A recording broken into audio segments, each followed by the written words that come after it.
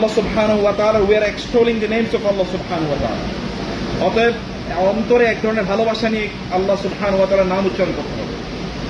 আল্লাহর নাম উচ্চারণ করতে হলে অন্তরে ভালোবাসা। এবং আপনারা জানেন যে কোরআন আল্লাহ তাআলা বলেছেন, যখন তাদের যখন ইন্নামাল মুমিনুনা আল্লাযীনা ইযা যুকিরাল্লাহু ওয়াজিলাত কুলুবুহুম, the real believers are those when the names of Allah are remembered in front of them, then their hearts tremble, shake.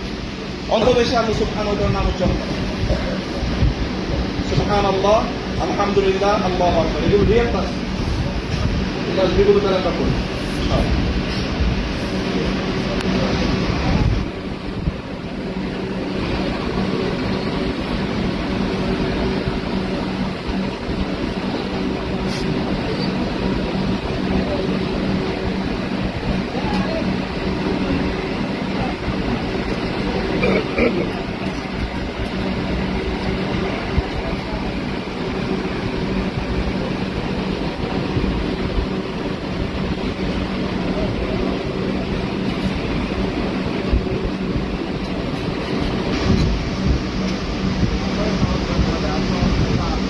Şurası mesela.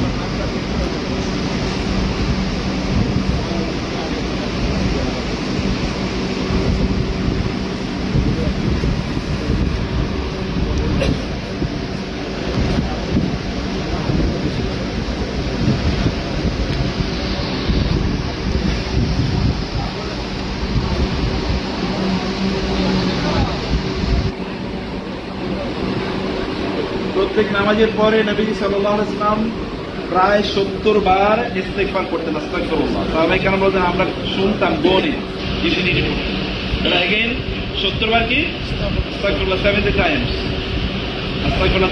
Again আপনার ডান হাতের আঙ্গুল বা কর গনে গনে পড়তে হবে, এটাই সুন্নাত। ডান আঙ্গুল হাতের আঙ্গুলের কর গনে গনে।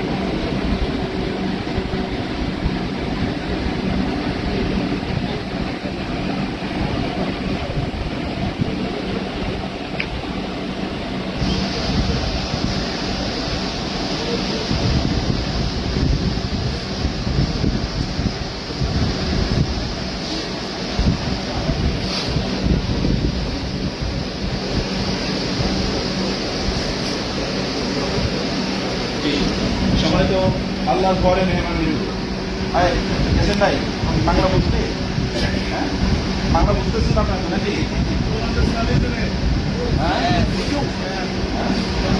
You don't understand বাংলা? লিটল লিটল, সোয়া সোয়া। ও ট্রান্সলেট প্লিজ। আপনি কেউ যদি না বুঝেন তাহলে ইউ ক্যান ট্রান্সলেট। আচ্ছা, যেটা বলছি প্রিয় ভাইরা বোনেরা, আমরা আমাদের জীবনের সেরা দিনের সফর শুরু করেছি। এর মতো উত্তম দিন আপনাদের জীবনে আল্লাহর কসম আসছে, এর যে উত্তম দিন আপনাদের জীবনে আসছে, সেই সফরে আপনারা আছেন এবং মিনার ময়দানে আমরা আছি। আগামীকাল আমরা এমন একটা দিবসে দিকে এগিয়ে যাচ্ছি যেখানে উপস্থিত হওয়া মানে হল হজ।